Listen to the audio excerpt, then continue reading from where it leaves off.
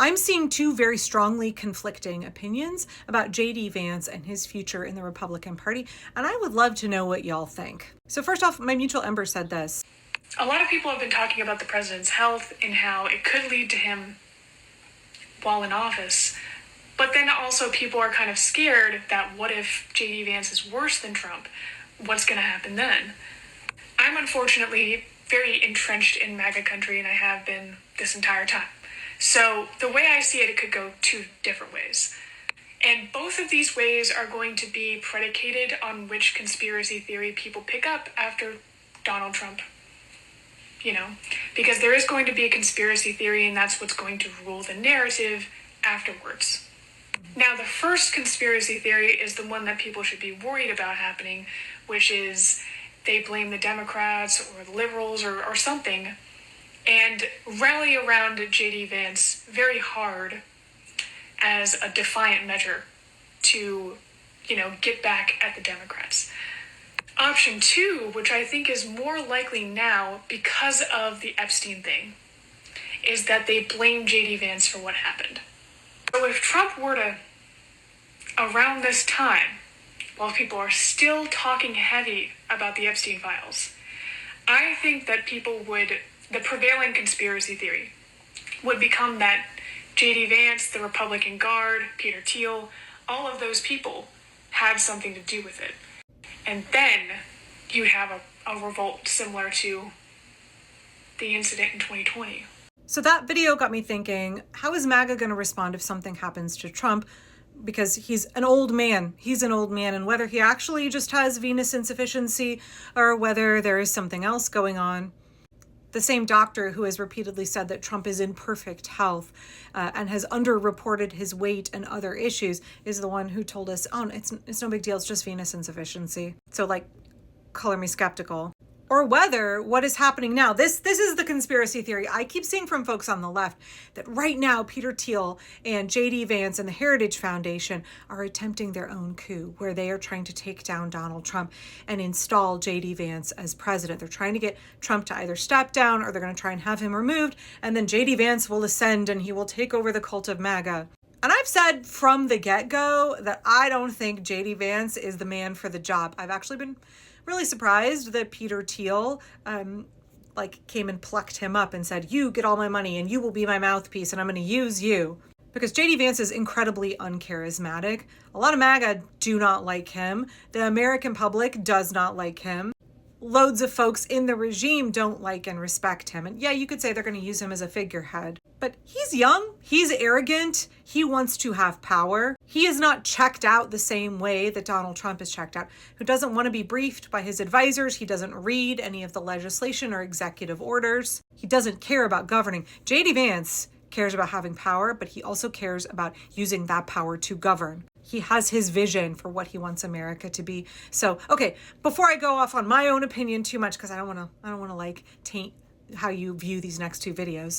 Two big creators that I follow, one of whom is my mutual, have very different opinions on JD Vance. So first, let me show you Brenna's opinion, because I think it's actually going to be a reaction to the second opinion I'm going to show you from Knitting Cult Lady. Because a lot of folks in my comments are really worried about JD Vance. They're really freaking out about him and his ability to take over and control the cult of MAGA and to, plummet us further into authoritarianism and seize control as some kind of autocratic leader of the United States of America. People are pretty scared by that idea because he's a young man and he has the Heritage Foundation behind him. So let me show you what Brenna said first. I hate to break it to you guys, but this idea that if Trump is dethroned, MAGA will fall apart and then we can all start to put everything back together again is an absolute fallacy. At the very least, because it ignores the fact that most authoritarian leaders don't lead cults.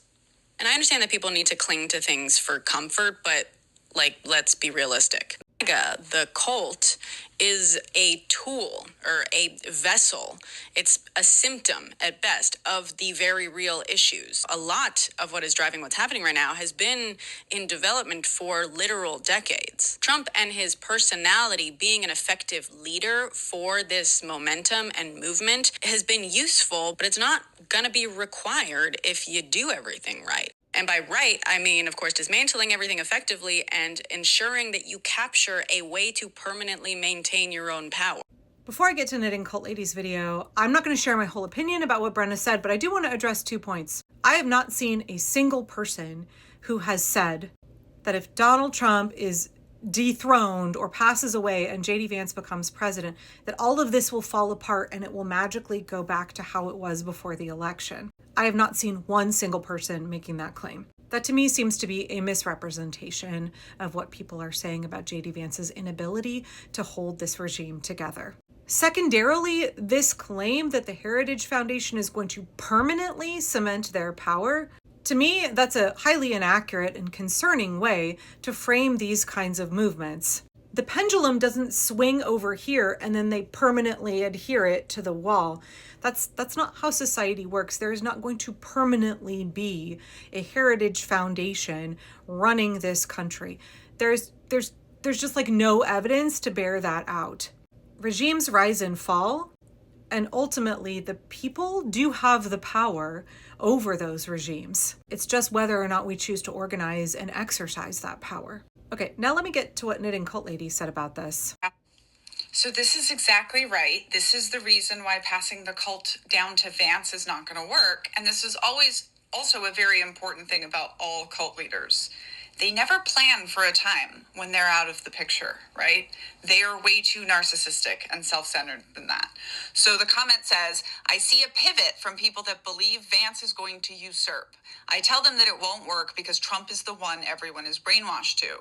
They're not conditioned to feel that way about Vance, right? That's exactly right. And here's the thing.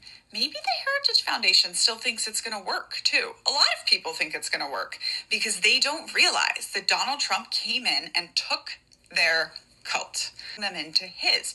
We've seen Donald Trump do this, right? When was the last time in history the Mormons, the evangelicals, and the Catholics were all in bed together?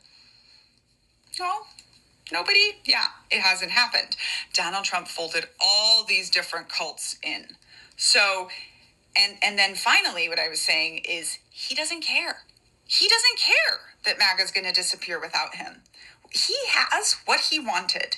He took everyone's cults. He built the biggest cult in history, and he rode it to political power in the United States. He doesn't care how the rest goes down. He just wants to play power games until he's gone.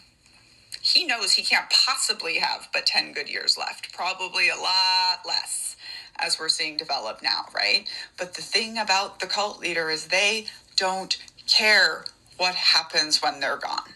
So what do y'all think about that? Because Brenna seems to be saying that it's not Donald Trump who's actually in charge, it's the Heritage Foundation. And Daniela is saying, no, the Heritage Foundation thinks they're in charge, but it's actually Donald Trump who controls the people, who has the support of the people. And just like Logan Roy would never actually name a successor, Donald Trump has no interest in who is going to take over the cult after him. His sons can't do it. His daughters can't do it. JD Vance can't fucking do it. He cannot hold that cult together. And for me, I think that Brenna was missing this element of it does require the support of the people, combined with the apathy and complacency of the people who don't support the regime in order to maintain power. The power of the people is greater than the people in power. It's just whether or not we choose to exercise that power. So I'd love to know, what do you think? Is JD Vance going to try and take over? Is JD Vance going to be able to hold on to the cult of MAGA and the presidency in the United States? Will we reach a tipping point long before that, or will Vance himself be the tipping point? I want to know what you think.